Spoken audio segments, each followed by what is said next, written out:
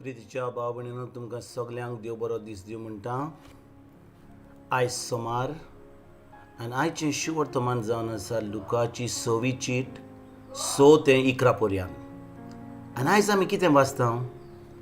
जेजू एका साबाता दिसा देव मंदिरान वेता. आनी जेन्ना देव मंदिरान वेता थंयसर एक मनीस आसा ज्या ह्या मनशाच्या उजव्या हाताक आर जालोलो. आर म्हणजे कितें त्रास जाल्ले ताज्या हाताक, उजव्या हाताक. आनी साबाताचो दीस आसलो. आनी त्या साबाताच्या दिसा थंयसर फारिझे, धर्मशास्त्री हे सगळे लोक थंयसर आसले. ते कित्याक आयिल्ले? साबाताचो दीस आसलो, पूण खरेंच तांकां देवाचो मोग आसलो? खरेंच तांकां पेल्याचो मोग आसलो? साबाताचो दीस आसलो, सगलो लोक थंयसर देव मंदिरान मेवतालो. पूण ह्या धर्मशास्त्रांक आनी फारिझ्यांक देवाचो मोग नासलो आनी पेल्याचोय मोग नासलो. पूण आयिल्ले ते कित्याक?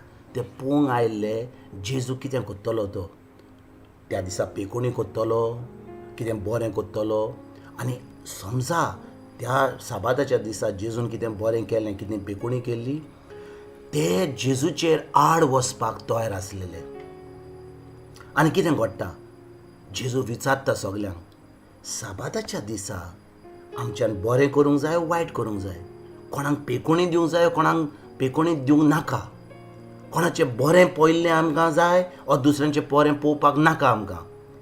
आनी जेन्ना हो प्रश्न सगल्यांक विचारता, सगळेच ओगीच रावतात. हे धर्मशास्त्री जबाब दिनात, हे फारिझ्यो जबाब दिनात. कित्याक?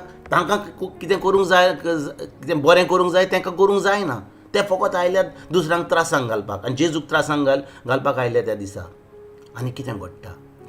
जेजू त्या मनशाचो उजवो हात बरो कोत्ता. ताका म्हणटा तुजो भायर हात काड, भायर सोड. आनी त्याच वेळार ताजो उजवो हात सारको जाता. भाव भयणीनो, आमी म्हणटा आमी क्रिस्तांव, आमी म्हणटा आमी जेजूचे पाटलादार, आमी म्हणटा आमी जेजूचेर बावर दवरता. खरेंच आमी बरें करूंक पावता? जेन्ना आमी इगोर्जेन येता मिसाक वा आमच्या कसलें देवास्पणाक वा आमचे कितें मागणें करपाक, खरेंच आमी देवाच्या मोगान येता वा फकत आमकां कितें मेवतलें देवा कडसून आमचे हे आनी ते त्रास पयस जावपाक आमी फकत त्या कारणाक लागून आमी मागणें करपाक येता?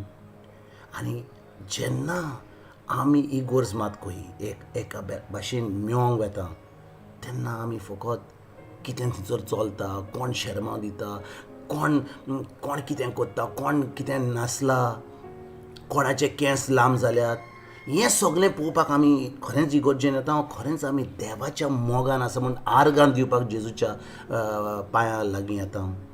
आनी भाव भयणीनो, जेजू कितें म्हणटा? जुवांची 14वी चिटीन 12वी ओळ म्हणटा, जेन्ना आमी ताजेर बावर दवरता, जें ताणें केलां, पेखणी दिल्या, सगळें बरें केलां ताणें, तें आमी करूंक पावता. आयज जेन्ना ह्या शुवर्तमानाचेर आमी नियाळ कोत्ता, जेजू त्या दिसा साबाताच्या दिसा देव मंदिरान गेलो कित्याक? थंयचो शिकोवन दिवपाक आनी कोणाचें बरें पळोवपाक. त्या मनशाक जितलो त्रास जातलो ताका पेखणी दिवपाक.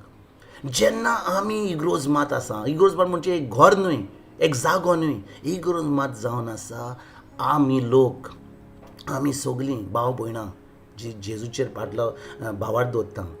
आमच्यान प्लेग्रावंडाचेर मेळोंक जाता, आमच्यान प्रायर मेळोंक जाता, आमच्या घरांनी मेळोंक जाता. आमी इग्रोज मात जेन्ना आमी एके भाशेन सगळीं बरोबर रावता आनी जेजूच्या नांवान आमी मागणें कोत्ता आनी जेजू भाशेन आमी पाळटा आनी जेजू जें सांगलां आमकां कोत्ता, खरेंच आमी जेजूचे पाटलावदार म्हणून आमी जेजूक दाखयता. आनी भाव भयणीनो, आमी जेजूचे पाटलावदार जाल्यार खरेंच आमी ताजेर उतराचेर बावर दवरता जाल्यार तें जेजून केलां तें करूंक पावतले आमी, बरें करूंक पावतले.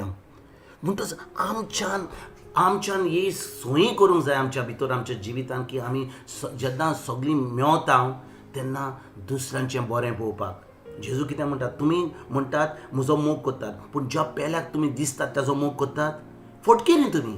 जेन्ना तुमी म्हजो मोग कोत्तात तुमी खरेंच तुमच्या पेल्याचो मोग कोत्तले देखून भाव भयणीनो आयज जेन्ना आमी ह्या शेवट मनाचेर नियाल कोत्ता खरेंच आमकां एक प्रश्न विचारूंक जाय खरेंच आमी देवाचो मोग कोत्ता खरेंच आमी जेन्ना इगर्जेक वेता खरेंच आमी देवाच्या मोगा लागून वेता आमी आमचें कितें आमकां बरें मेळटलें आनी आमकां दुसऱ्यांचें कितें तीं कितें कितें कोत्तात तें आनी कोण येवंक ना तो तें पळोवपाक वेता आयज जें आमकां देवाचें उतर म्हणटा दुसऱ्यांक बरें कर मोगान चल तें करपाक आमी फुडें सरोया आनी खरेंच आमी जेजूक दाखोवया की आमी ताजे पाटलावदार म्हणून आमी ताजे बावर दवरता म्हणून हो सुमान जेन्ना कॉमेस जाता हांव समजतां की तुमी खरेंच देवाच्या उतरान रिगून रावल्यात फकत तें वाचनात पूण तें देवाचें उतर सदां दिसपट्टान कोत्तात म्हणून पाळटात म्हणून आनी खरेंच जेजूचो मोग कोत्तात म्हणून भाव भयण तुमकां आनी तुमच्या फॅमिलीक आयज आनी आख्या सुमानाक एक बरो दीस आवडयता आनी परतून तुमचे कडेन उलोवपाक फाल्यां हांव हाजी जातून तुमकां सगल्यांक गॉड ब्लेस म्हणटा.